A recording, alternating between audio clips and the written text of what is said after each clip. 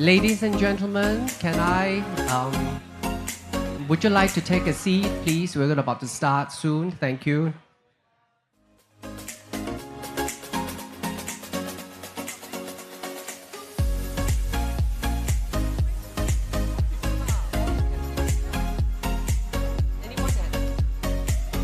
Would you like to take a seat, please?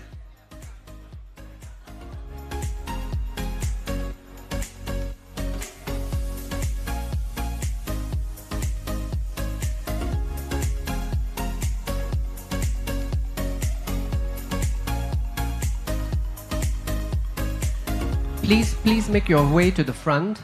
Thank you.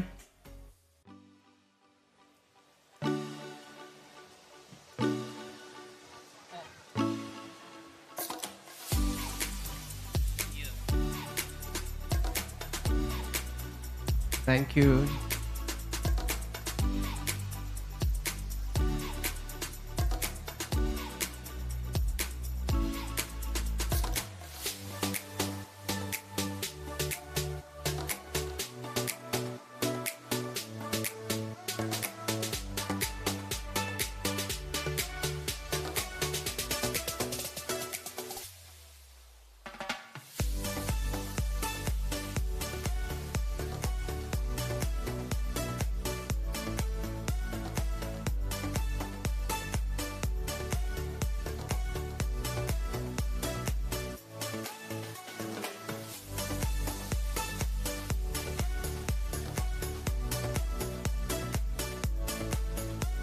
There are more seats. Would you like to come and take the seats in front?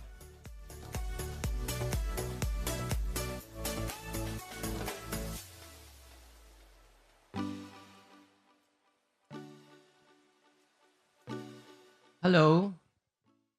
Thank you for taking time out from your busy schedule to be with us for today's Moritz Grossmann interactive fireside chat.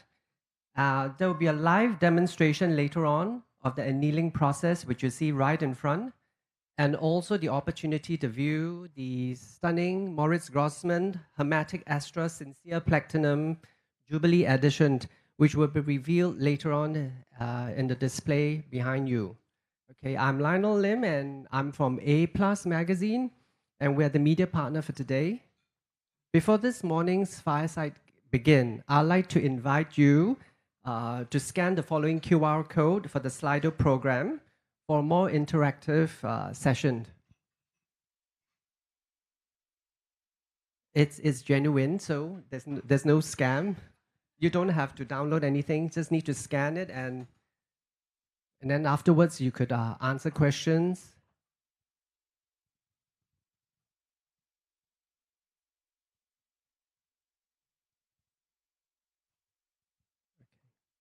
Now, let me introduce to you my colleague Candice Chan, the Watch and Jewelry Director at A, who will be facilitating this session.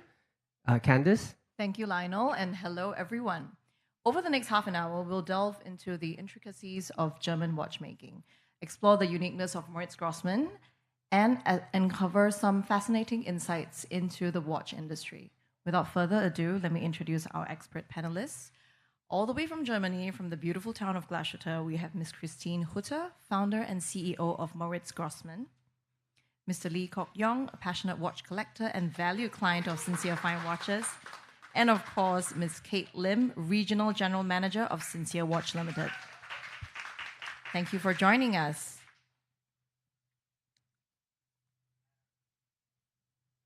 Hello.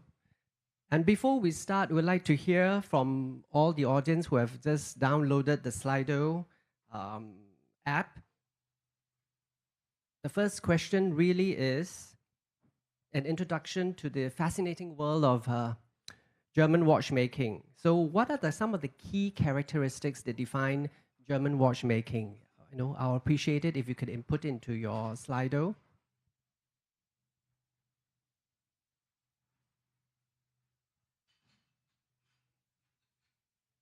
I mean, just one word. It could be like, craftsmanship or the German kind of silver that they use or the process. What are some of the key characteristics that define? Oh, it's not in the Slido. But then, is this in your Slido?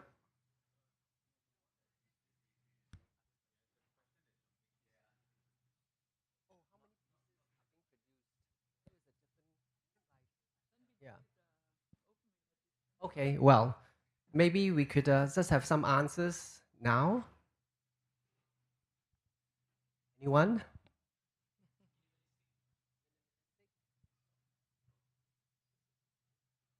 Anything else?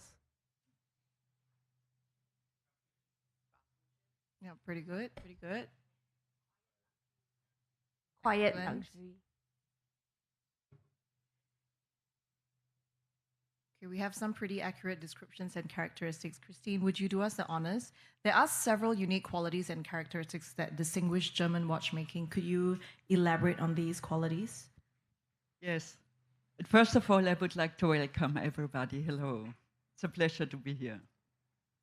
If we go back to German watchmaking, I think there are some differences from Swiss watchmaking. First of all is the movement.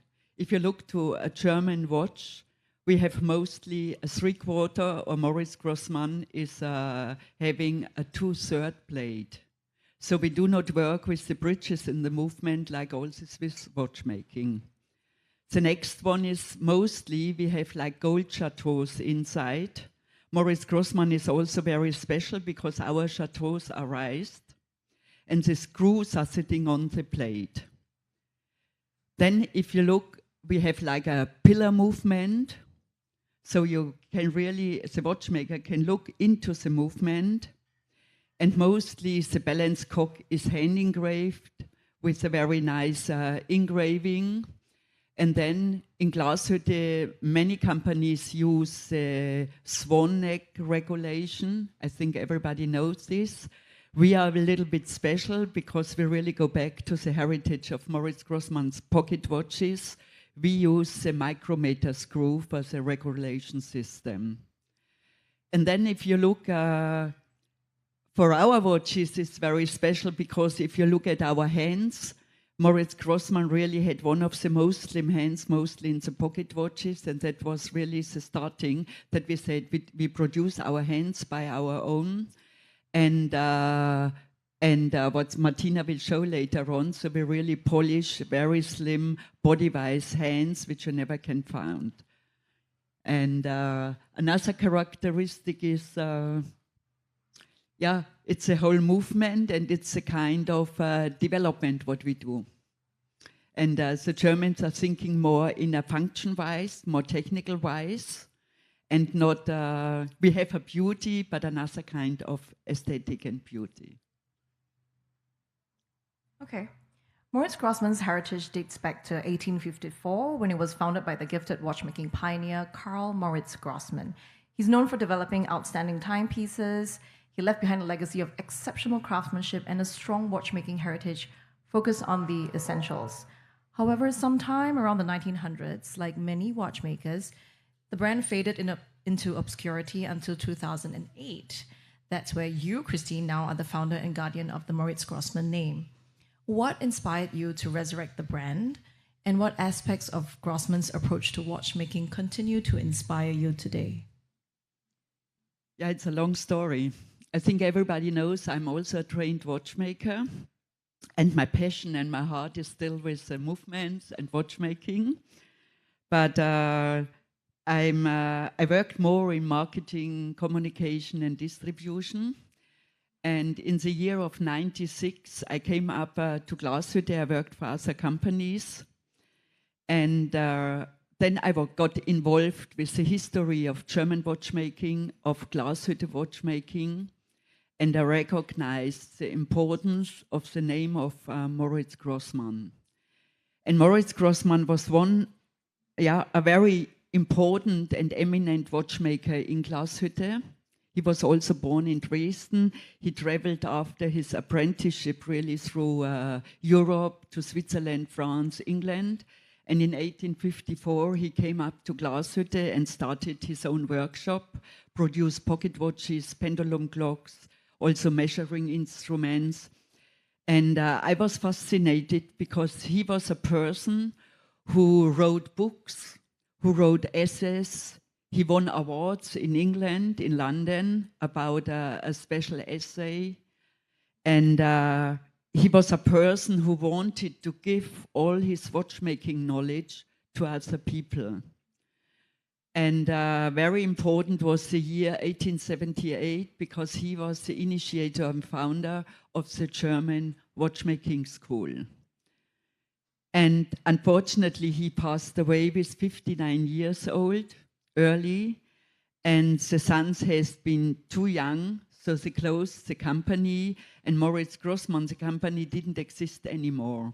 So all movements, all raw parts of movements, bought Lange and Söhne, the son, Richard and Emil Lange.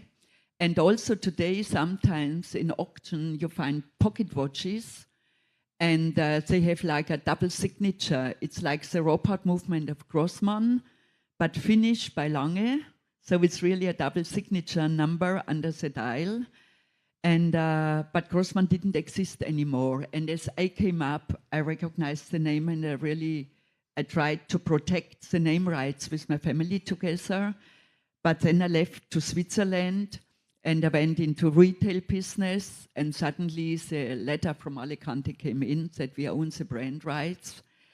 And it was my dream all the time to really start with a manufactory again.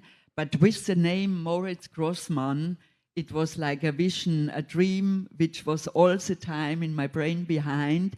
It came up, and I thought, really, we have to do something. And with friends together in Switzerland, we established at first like a Swiss holding. And after 1 week later, we established the German company. And I tell you, really, we started completely from scratch. I had a letterbox in Glashütte, started from my kitchen table in Dresden. And then we had like 5 years really to set up the whole company and to develop movements. We set up a new construction of a building for a home of the manufactory. And it was like also to set up a production from scratch. It means nothing was there before. And we reached a lot after 5 years. We really could introduce the first timepieces. We had one small line before. It helped us for the processes of the production to go forward. And in 2013 was the inauguration of the manufactory, and 2014 we entered the market with 3 movements and 3 watches. And if I can do a step to nowadays, 10 years later, we already developed around 15 movements. It was all the time the target to go back to the heritage of Moritz Grossmann and to produce in the highest craftsmanship. So some people say, you are crazy, Christine, you look for so much details in the movement and you do not have to take care of this, but I think it's important. There is really a heritage there, and Moritz Grossmann, he was such a great watchmaker, and it was all the time my target really to go on in the same style. So our philosophy in the company goes back to a book which Moritz Grossmann wrote in 1880, and the title has been The Construction of a Simple but Mechanical Perfect Watch. And if you look to our timepieces, mostly they are very classic, they look very simple, but we try to keep in time inside mechanical perfection. It starts with our pusher system, very easy, but service-friendly and helpful for the end user. If you look to our developments, we already start really to look or to think around the corner. So we develop movements with our automatic, not with a rotor. We think different. It's a hammer system. If we do a second stop with our tourbillon, we use human hair in a movement. We develop a lady piece, which with a quick winder, where you only twist the strap and you can wind the watch. And or if you look to our universal side, it's not a world timer, it's a GMT, but you have additional 6 time zones, jumping windows each hours, and it nobody did it before. So we really try to be innovative, but in the same way, we take the tradition of Moritz Grossmann, his heritage, and transfer it into the 21st century into our wristwatches. And with the high craftsmanship of finishing, it's just one step more, because there is no part in the movement which is not often really polished by hand or done with a circle, and it's, yeah, all these details you have to take care. As a luxury watch retailer, Kate, have you noticed a rise in interest in German watch brands, and how has Sincere Fine Watches adapted to this trend? So I think a lot of you know Sincere Fine Watch was actually a pioneer in bringing the German watch brands into the high-end German watch brands into our Asian market. So we actually brought the very first brand, high-end German watch brands, back in 1995. And even then, actually, we saw that the interest in German watch brands were already very high. And I think that was because the Asian market, the collectors there were already very matured in their watch collecting. They were quite far along their collecting journey. And they already had a very deep knowledge and appreciation for what comes with high-end watchmaking, like the hand finishing, the construction of movement. So they had high expectations, but they know what they like. And I think they were also looking for something that was a unique addition into their growing collection. So what the German brands actually brought to the table at the time was like what you mentioned, the traditions of German watchmaking, the unique traits, like the three-quarter plate, the gold chatons. All those were very unique at that time. And also German watch brands also had a very high level of execution. They really paid attention to their manufacturing process, and that really appealed to the Asian market. So I would say the German watch brands were quite quickly adopted by the Asian market, and there was a steady increase in demand over the years. So as retailers, what we did to help grow the interest in the Asian market was to do things like exhibitions, colloquiums, lectures with our German watch partners at the time. And I think that really contributed to the increase in interest. And you can really see that in the 2000s, where there were more watch brands and watchmaker names being revived and being brought to the market as well. So as a retailer now, with the growing demand in German brands, we definitely have a challenge. We have to choose the right partner to work with, watch brands that will really appeal to our customers, as customers has grown really discerning over the years, because they know more now, they've seen more. So we're really happy to be partnering and working with Moritz Grossmann, because they really encompass what exactly we're looking for in a German watch brand, which is the rich heritage, tradition, but yet the creativity. So for example, my favorite movement from Moritz Grossmann is actually the HAMATIC. It's a hammer-style winding system that is unique to Moritz Grossmann in the whole of German watchmaking. Yeah, so that is my stand as a retailer. Kok Yong, I know you've developed a deep appreciation for German watchmaking over the years. What aspects do you find most captivating, and have you noticed any changes in how German watchmaking is perceived among collectors? Well, I see watches as the only mechanical art pieces that you can wear on your wrist. And it's interesting because it has a function, and it expresses this function through craftsmanship and also human ingenuity. What I really like about German watches is the original ideas, and also excellent craftsmanship that creates an identity that's very distinctive and not derivative of Swiss watchmaking. So if you were to pick up any of the German watch and you look at the case back, immediately you can recognize that it is a German watch. coupled with the typical limited production capacity, exclusivity of the brands, right? And the wait times as well. I won't say long, but the wait times, wait times of the watches and the pieces. It makes you feel that it's like giving birth to a watch rather than having it being made. Perception-wise, I think it's a long-held perception that German watches have one of the most beautiful case backs, and that hasn't changed, right? But we do see that there has been quite a lot of interest in watches in general, especially after the pandemic, and of course, the brands have benefited as well. So in the German watch collections that I see, we have branched out from not just Lange pieces, to Moritz Grossmann or to Lang & Hein.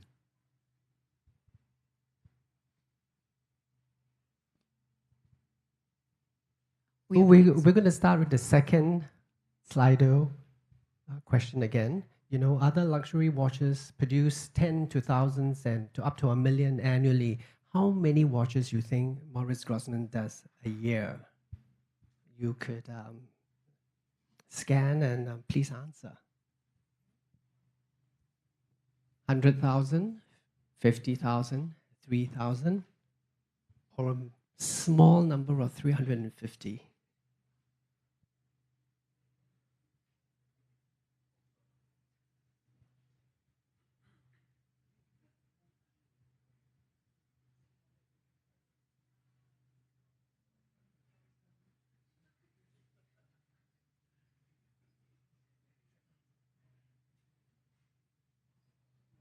Well, most of you answered 350 now. What's the answer? Wow. Okay. Christine, what's the magic number?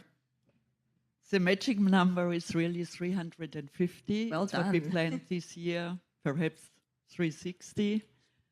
But we try to increase each year our production between 10 and 20%. And it means a lot for us because it's really craftsmanship behind, and you have to find the right people. It's not so easy sometimes to have the watchmakers, and then we have to train them to our quality. And this needs mostly 6 to 12 months. But this year we plan to produce 350 pieces for the world market. Okay. What is your perspective, Kate, on the appeal and significance of super niche brands like Moritz Grossmann from a retailer's point of view? So I think one of the main appeal is definitely got to do with its numbers. So for super niche brands, their production level is very low, as explained by Christine, why that is so. So the focus on the craftsmanship and the manufacturing process actually doesn't allow for the quantities to be too many. So that in turn makes the products rare. And even though Kok Yong, I know it's a bit tough to wait, for the watches, but I feel that in the long run, it adds value to the collectors because you're owning a piece that is rare and unique. And I think there's a growing group of customers in Asia that is looking for something that not everybody has, not something that you see on everybody's wrist. And I think that's where super niche brands actually come in. There's a storytelling, and when you wear something that other people doesn't have, it speaks a lot about your personality, your collecting choices, your collecting journey, and your preferences. And I definitely feel if you wear something quite special on your hand, you get a lot of questions. It's a good conversation starter for sure. So I don't know, Kok Yong, do you have a lot of people asking you, since you're really a good collector of super niche watches? Yeah, actually, some of my friends find me weird to not collect, the usual brands. Oh, really? And I do enjoy it, right? Because you always get that very curious question of, hey, what's that on your wrist? Yeah. And by wearing super niche brands, you get the opportunity to tell the story of what you like about the watch, and then and it's also have a certain exclusivity, right? It feels like you're in a very special club, and then Yeah. to share with them some of the characteristics and what you like about the watch. Yeah, I think definitely for sure. I think the collectors of super niche brands are one of the most passionate watch aficionados that I've met in the market, really. They are always very willing to share. Like, that's why Kok Yong is here today.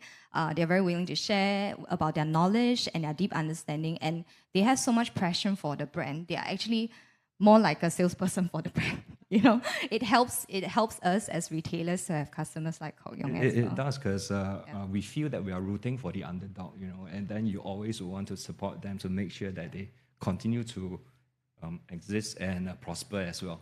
Yeah. I think that's really great. And I think one thing about super niche brands as well, that they are very product focused. I think there are many reasons people purchase watches. It could be for your lifestyle, it could be for the branding, could be for to serve a particular function and practicality. But for when you decide to buy a super niche watch, I think it's a little bit more of a romantic decision making. You know, you really look into the product takes center stage. There must be something about the product that really speaks to you, whether it's the finishing, it's the care they take to attention, or the special movement that they have. So I think it's more of an emotional purchase when it comes to super niche brands, and that's what is very appealing to our collectors. Yeah. Speaking of exquisite watches, Kok Yong, I can't help but notice your timepiece. There's two, but the one I'm looking at is the one that's facing me. Could you share the story behind your Moritz Grossmann watch and what draws you to the brand? Yeah, sure. The other one, Christine just loaned it to me because I asked her that I want to try out the rose gold watch, and I did ask her if I can keep it after the event, and I guess it's still a no. This watch that I have, it's the Moritz Grossmann Tremblage, right? And tremblage came from the French word tremblant, which means to tremble. Effectively, it's a hand engraving technique using different burins applied to the surface of the dial. And what's challenging is that you need to create a very consistent look through a very random application of the technique. And the end result is that you get this very beautiful shimmer that's very unique to the technique. And I will encourage the people on the floor later to just show it and let light play with the dial, and you can see what I mean. So I discovered the tremblage technique back in 2012 when Lange came out with a special edition of their Zeit work. So I've been an admirer of the technique since, and fast forward to 2021, I think Moritz Grossmann launched the tremblage in celebration of their 13th anniversary. And back then, if everyone were to remember, that was when we just exited out from our zero COVID policy in Singapore. And I thought that maybe I should get a new piece as my return to office wear, and also to mark the milestone that, the worst part of the pandemic is past us. So that's how I came about to get the tremblage. Incidentally, I was sharing with Christine that my son was born on the same year in 2008, so it makes it very easy for me to remember some of the details as well. On what I like about the brand, right, is that if you look at the watches, you can see that there's a lot of thoughtfulness that has went into the experience of the potential owner of the watch, in terms of the details and the features, and what Christine has deemed to be necessary to deliver the best experience for the watch owner, right? No matter how difficult. And you can see that there's no corners cut, there's no shortcuts taken as well. So, so if you were to think of the various details, right? Because I recall about 2 years ago, over dinner, we spoke about how long does it take to make just one tremblage dial, which is several days. And why is it that we do not make it a limited edition so that more people get to be able to enjoy such a dial? The pusher system that Christine has mentioned, I really appreciate that because I'm pretty clumsy. So my minute hands typically slips if I were to set the watch. And of course, they even thought about owners operating the crown with a manicured. Oh, I totally agree. Because I was just winding my watch earlier, and I've just done my nails. It's quite long, but it was so easy to do it with the Moritz Grossmann watch. The crown just comes out easily. I don't have to call my husband to help me. So yeah, you're totally right. Yeah. Yeah, so you can see that there's a lot of features to enjoy in every Moritz Grossmann watch. And these features are actually key ingredients for you to create your own watch appreciation or watch story of what you like about a watch. It's a very intimate story, and like what Kate has mentioned, you know, there's a certain level of romanticism that goes into you wearing watches, because you will still look to your phone for the time and your calendar and your schedule, right? So it creates that emotional bond, and you can fond that very easily with a Moritz Grossmann watch. And coming to the third slide, we're going to talk a little bit more about Sincere and its anniversary, as well as its exclusive piece. Before you join this quiz, I'd like you to input your name, and then you can answer a question.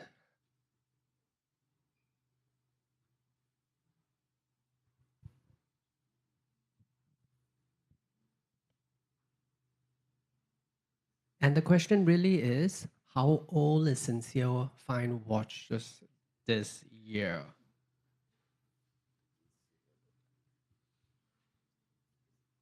Oh, come on. There's so few names. Come on, come on. There's no penalty for getting it wrong.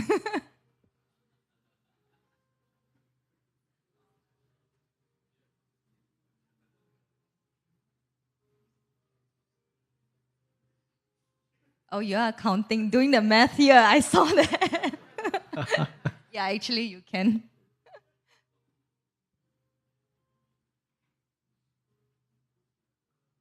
So you have got 23 seconds.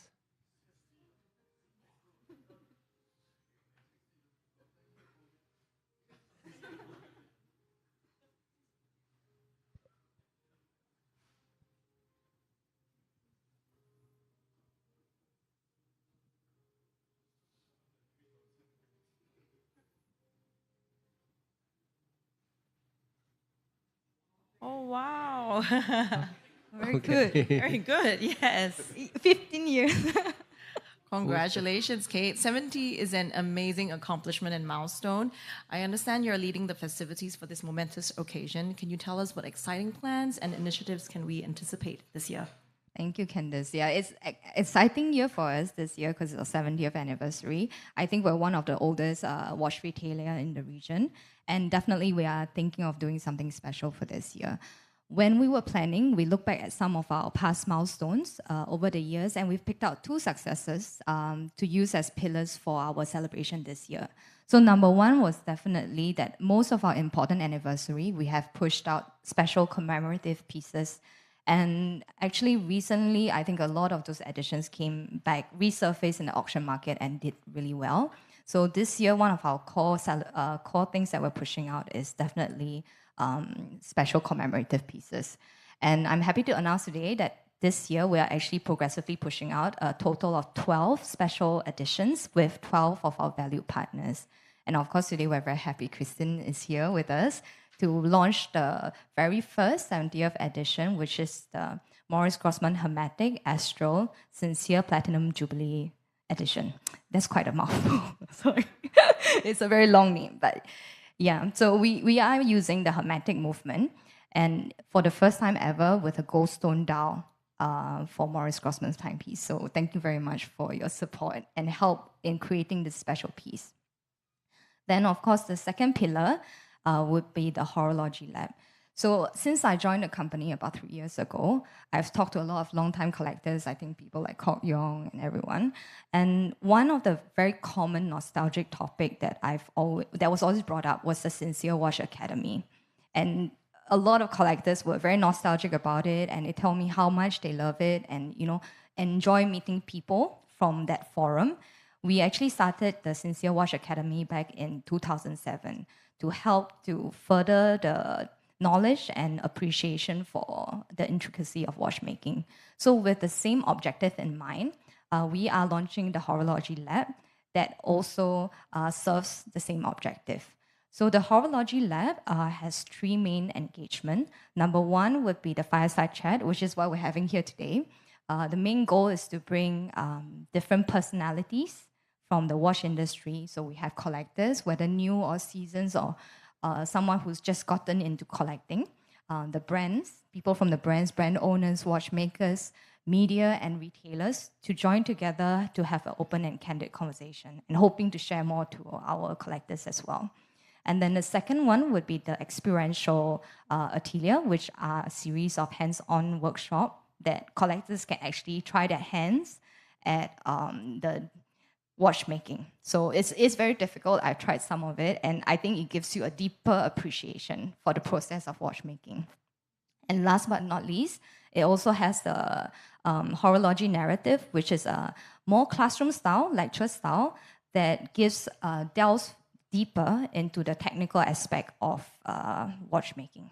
So that's what we're planning to do. And of course, since 2007, since we started Sincere Watch Academy, there has been so much progress and advances in the digital aspect, and we really want to reach out to more people. So for this year's celebration, we are actually putting a lot more of our content online, hoping to share more with a wider audience and for people who cannot join us physically at our events.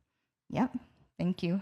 Okay, Kok Yong, as someone deeply immersed in the watch collecting community, how do you perceive initiatives like the Horology Lab and other efforts by Sincere in advancing the appreciation for fine watchmaking? I think it's a welcome move because it adds quite a lot of depth into one's watch collecting journey. Nothing beats a real-world offline event such as this. Right, and programs such as Watchmakers Academy typically is done exclusively by large brands. So these initiatives can at least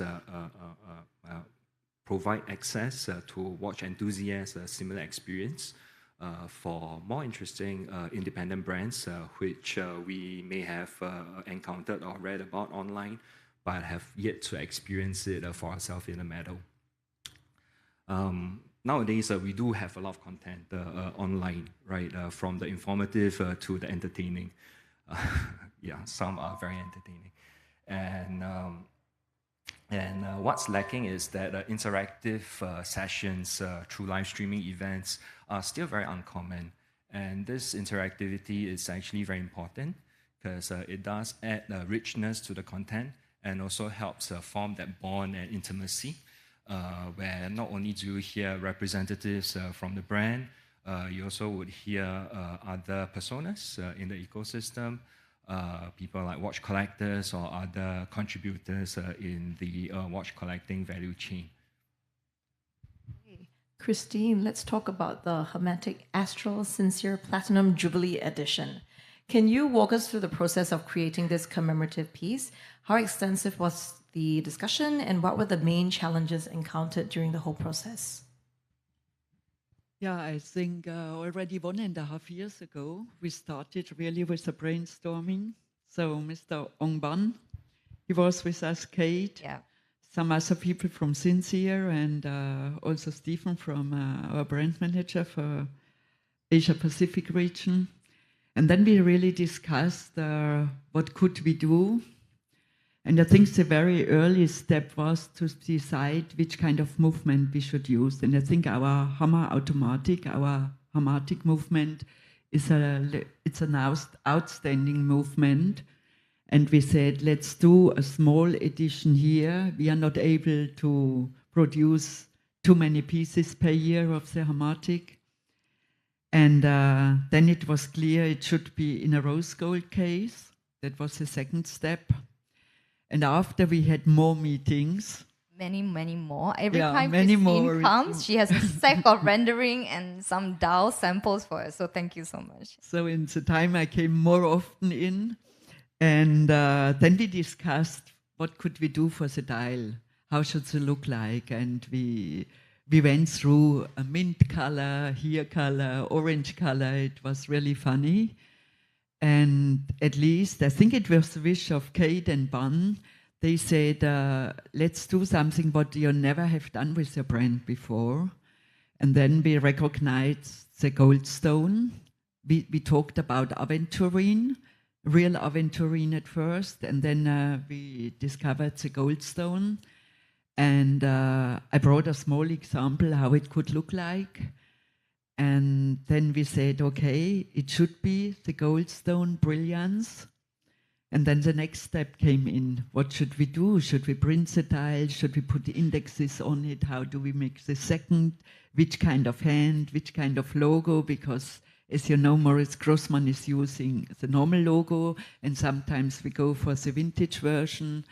And at least now, yeah, the watch is our HAMATIC ASTRAL Sincere Platinum Jubilee edition.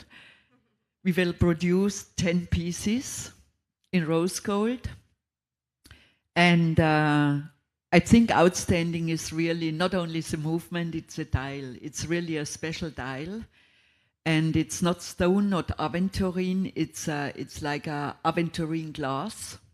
So everybody perhaps heard how Murano glass will be produced in Venice. So it's a very old technique as well from the 19th or 17th century.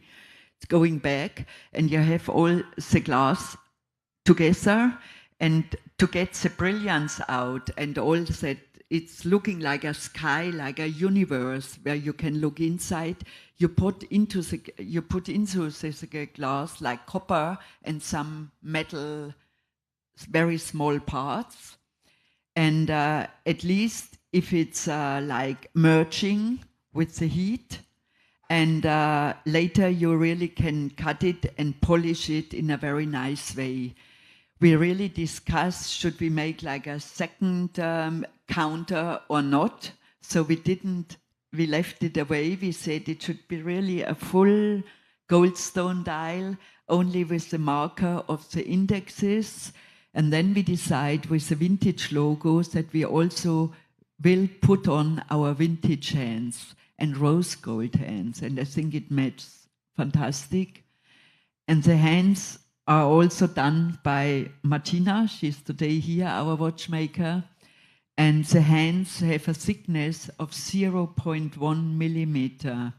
So it's really not easy if you polish them and make them so slim and to work everything out.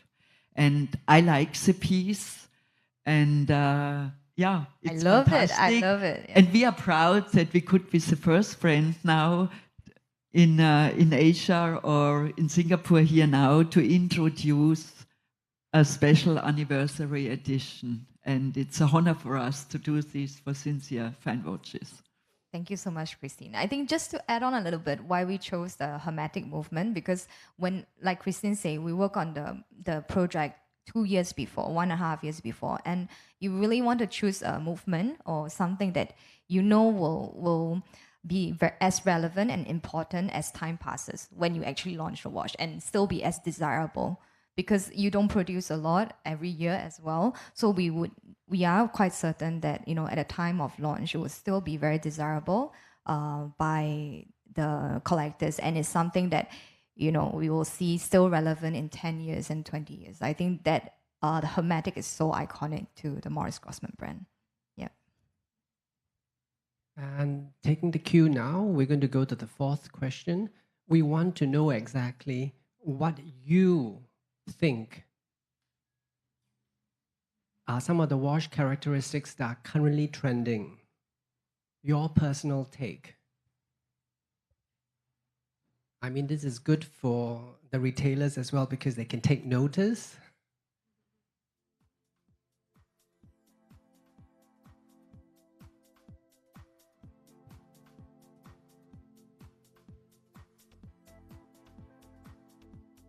What are you looking to purchase next? What are you hoping to collect?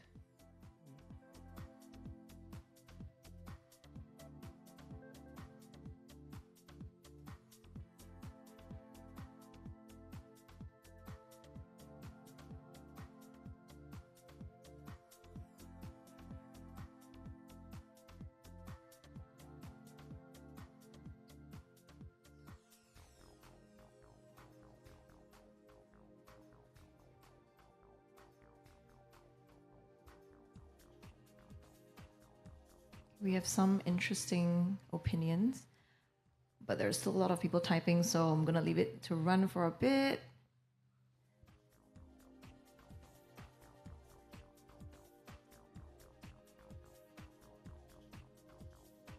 Oh, small watches. It's the most popular.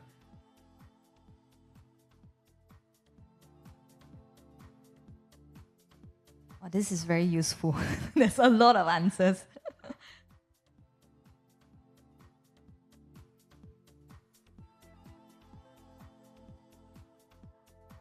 Purple girls.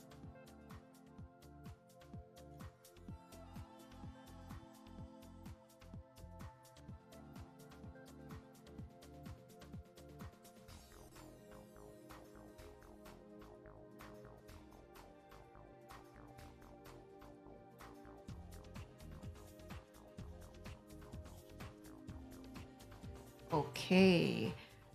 Kok Yong, you're the expert in this area. What are collectors drawn to these days? Well, interestingly, the watch industry is actually very broad and diverse. So a lot of us actually enjoy different things, have different taste, and we are also at different stages of our watch collecting journey. There are a couple of themes. The independence will continue to rise in prominence. There will be a lot of interest in young watchmakers in their 20s, 30s, coming up with special pieces with interesting features. And because of the limited production, it makes them desirable because it allows for a certain exclusivity when we are expressing our taste. Some are catching up on auctions to pick up past references as well. And complications-wise, the higher complications are gaining popularity. Things around tourbillons, perpetual calendars, skeletonization. Myself, I find the Chinese calendar complication that's coming out in the recent pieces to be interesting. And finally, we are also refreshing our current pieces as well by customizing watch straps to kind of rejuvenate our interest in them. I had the tremblage for over 2 years now. So recently I just refreshed the watch strap, and then it's finding more wrist time as a result. Okay. Christine, with your extensive experience across all facets of the industry, you know, we're talking about creation, manufacturing, marketing, business development. How do you perceive the evolution of consumer behavior over the years? I think it's changing a lot, and it already started 5 years ago. It was already before COVID going on, but I think COVID really made or let us go in completely in another way. So if you talk with watch collectors today, the mainstream really goes to small editions, to single or unique pieces, and they wanted to have something which is not so often produced. And I discussed it with some people in Asia before, also in the Middle East area, and since this time, we already started to produce smaller editions. Normally, I would say Moritz Grossmann has not to make a small edition because each piece is a unique piece. If you look at our dials, they are really, if they are handmade, it's a unique piece. If you go back to the engraving of our plate, it's all hand engraved. So each watch is more or less already a single piece, but we do the small editions. And I think also the watch enthusiasts understand more from the technique side of a movement, also from the aesthetic side. They understand more of craftsmanship. It's like really the collector got trained and could have a view into the movement and in all technical parts behind. And I think this helps independent brands a lot because the most independent brands produce a small quantity and everybody has his own way in the craftsmanship he's doing. We use the German one, other one use Swiss one or a special technique.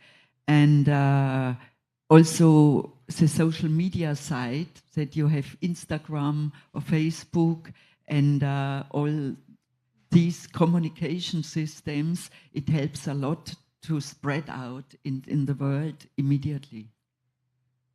Kate, would you like to build on that? What are your observations regarding buying trends or patterns? So for product-wise, I definitely agree with a lot of you, which is about the smaller case size. I think we do see that trend. The popular size is now maybe about 37 to 41. And because of that, also a lot of the watches are becoming very gender neutral. A lot of brands, I think nowadays, they don't even label whether it's a ladies' watch or a men's watch. And you do see a lot of ladies buying men's watch and some men buying lady-sized watch as well. As long as, maybe some of them don't like diamonds, but the non-diamond ladies' watch, some men are wearing because of the size. So I think that's an upcoming trend, and it will stay for a while. And the other trend I do notice is the greater focus on practicality. So a lot of people start looking at watches that have good power reserve. I think just for practicality's sake, maybe some people reduced the usage of the watch winders and everything, and they're just looking for watches with better power reserve. And last but not least, also I think people are starting to be more discerning. They're looking at in-house movement. It becomes kind of a normal expectation for certain purchases. Yeah. So that is for product. And for buying trend, I do notice, especially through COVID, you know, the community has really grown a lot. And, you know, buying decisions are no longer so much very individualistic. You know, you talk to a lot of people before deciding to buy, and you get influenced by, I don't know, the watch clubs, watch community, watch groups, influencers online. And you really see that trend helping out a lot of independent brands as well, because they don't do much marketing or advertising, but there's some new brands that launched during COVID that did really well. You know, they sold out without doing any advertising, and it's due to the growing community. So as retailers, we also have to join into the community and or create our community to engage collectors. Yeah. Thank you. As we conclude our fireside chat, it's time to open the floor for a Q&A session. If you have any questions for our panelists, please key them into your Slido page. There's a Q&A option, and include your name so we know who the question is from. We also have a microphone that's floating around, so don't be shy. Just let us know if you have a question. Hello. So I'm with Kate, right? I love the HAMATIC movement. It's one thing that the Caliber 106.0. Okay, I'm a big fan of that. And when I read about how you created a very special hammer winding system, there is a history behind it that's based on a pendulum, right? Of a pendulum clock, you know, that uses that mechanism and then subsequently into a pocket watch. So when you're creating the HAMATIC, like how did you link creating a special automatic watch using that winding system from that pendulum movement?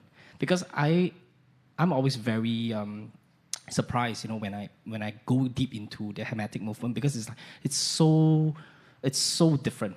It's in the modern world, there's nothing like it, and you can easily do a peripheral, you know, rotor, which is or a perpetual winding rotor, which is way easier, but end up doing something like that, which I think it's very surprising. I want to know, like, what's the bridge from the pocket watch with the pendulum system to the HAMATIC today? Thank you. We got very often the question, when do you bring out or introduce an automatic movement? And then we have been we are sitting in a team together, and it was a development team, our constructor, and also designer. We are also we take the sales team with us, and then we discussed what could we do. And Grossmann would like to think a little bit different. And suddenly a person from construction said, do you know, in the 19th century, Abraham Louis Breguet, he developed like a hammer system for the pocket watches, but it was only a one-side winding mechanism, and it really didn't work out in a pocket watch. But perhaps we can go back to take this and to transfer it, to develop it into the 21st century. And what we did is, okay, the system already has been there, but it was really not really working. and it was a hammer. It looked more like an anchor. It was a different system, only on one side. So we said, okay, we have to make something which is open, so that you really have the full view into the movement later, and it also should work. So our hammer is a little bit like open, like oval, and you need the weight down. Then we put the fixing point on one end. You have levers between for the stability, and it's not a swinging pendulum system. It only works really if you move your arm. Some people are misunderstanding it. They think the hammer is all the time moving. No, the hammer moves 28 degrees. And already, if the hammer is like 2 millimeter on the way, you have a connection through a click system, which works on both sides. And down of the click system is a special reduction gearing that also works on both sides and transfers the power directly to the barrel. So it's safe, but it's how more the movement is winded, how slower goes the hammer. And we had a development phase, I think, of around 2.5 years. And after, it was the most complicated way because we optimized the movement for more than 1.5 years again. And now it's really working, and it's so special, but I think it's very nice. And it's good to have a history behind, but our construction is completely different what Breguet has done in the 19th century.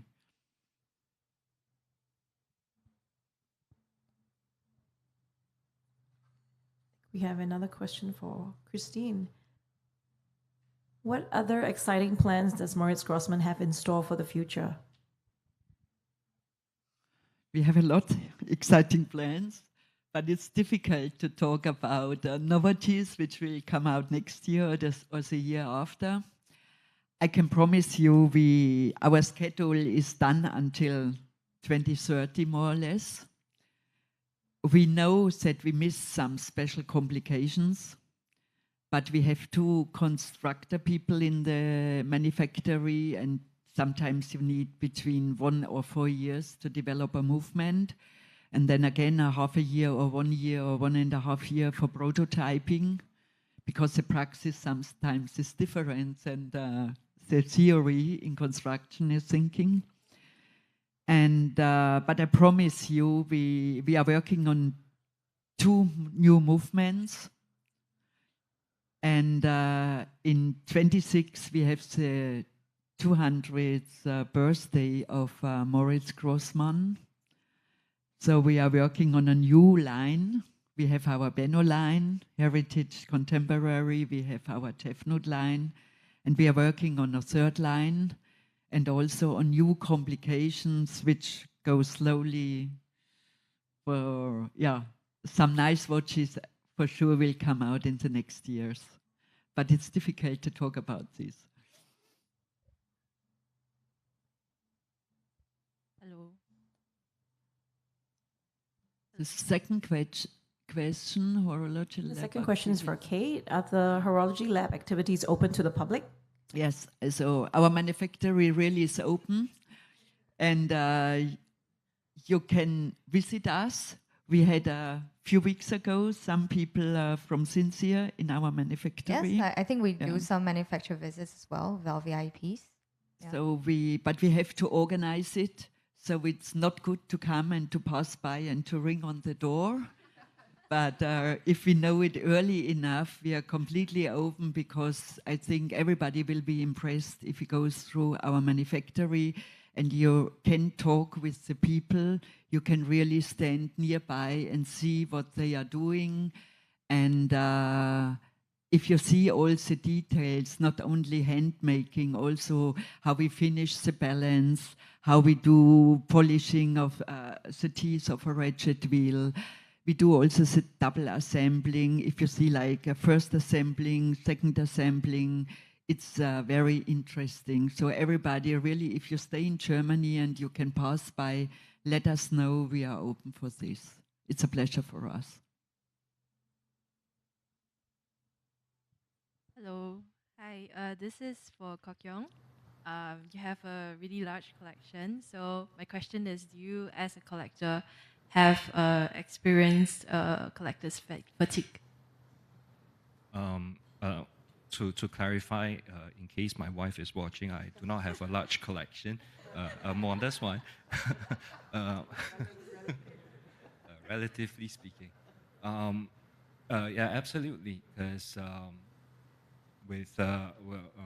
if you look at the usual brands and models, we have to remember that they are there in case we do not know how to start our collection.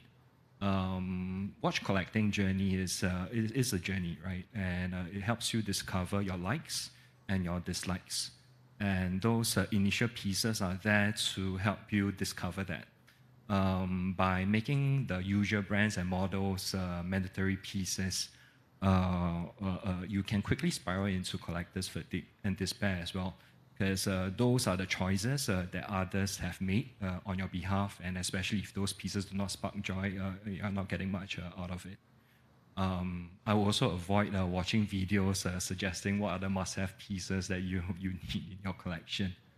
I think the second pitfall is what I went through was the pace of acquisition. Once you have discovered your likes and dislikes, you'll discover that you like a lot of things, and perhaps you like too much, right? So it's easy to go too fast, and you know that you are going too fast if you are not wearing the newly acquired piece on less than 10 times or several times in that particular year. So ultimately, I guess what my advice is, it's that you buy what you like and you wear what you buy. Because ultimately, these are meant to last multiple lifetimes. And it does take time to build an emotional bond and collect memories with them, because some of them will become heirlooms, which will be your legacy to pass on as well.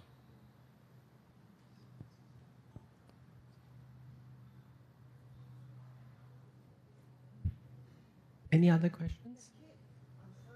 We have a question from Adele, Kate. Are the horology lab activities open to the public? Yes, they are. So what we've done is to upload a lot of our contents online. Our registration for our live events are also online. So you can go to our website, to our Sincere website, and there's a microsite that you can link to register for the public events. We have our upcoming events up there as well. And if you cannot join us personally, please catch us our live programs as well. And we do archive our live programs, so you can also catch them if you don't have time to attend the live streaming. Yeah. Okay, we have a question for Christine on the watch hands. They seem very unique. Can you tell us, or this member wants to know a little bit more about how you make your hands?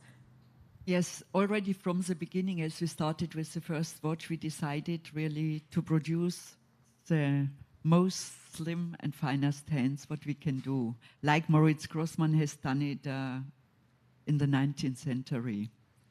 And today Martina is with us. She's also a watchmaker, but she's more now focused on hand making. So if we produce the hands, the hand is made in two parts. One is the bushing, and the other part is the hand.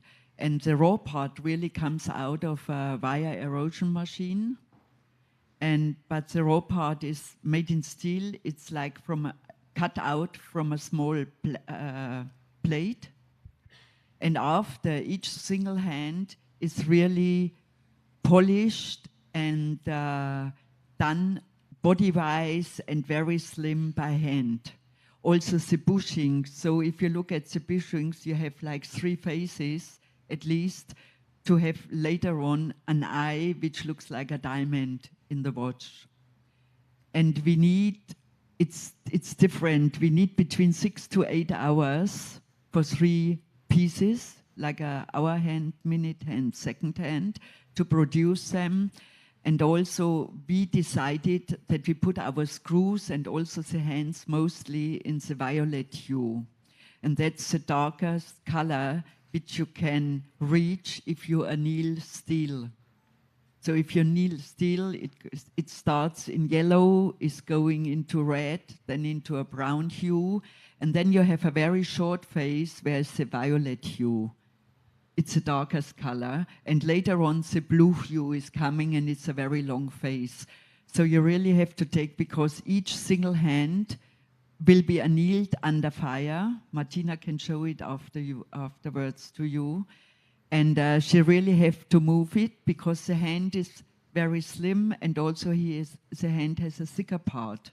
But at least you need the temperature of 280 degrees exactly everywhere, that the violet tone is completely equal on the whole hand. So, and if they are producing it, they do not all the time a second hand, a minute hand, an hour hand. So they produce like 5 or 10 of minute hand, then 5 or 10 hour hand and second hand. And at least we put the colors together which are fitting in the most for each piece. So it's really one day work for one watch. But I think it's a USP of Moritz Grossmann. Everybody knows this, and as we started also with the golden hand, and what our HAMATIC ASTRAL has, it's really a big craftsmanship, and you need a good eye and a lot of feeling in your hand to produce these fine hands. Thank you. As we bring our discussion to a close, I'd like to thank our esteemed panelists, Christine, Kok Yong, Kate, for sharing their invaluable insights and perspectives on German watchmaking. Our conversation today has been enlightening, filled with passion, knowledge, and inspiration. Also to our audience, both present here and online, thank you for your active participation and engagement.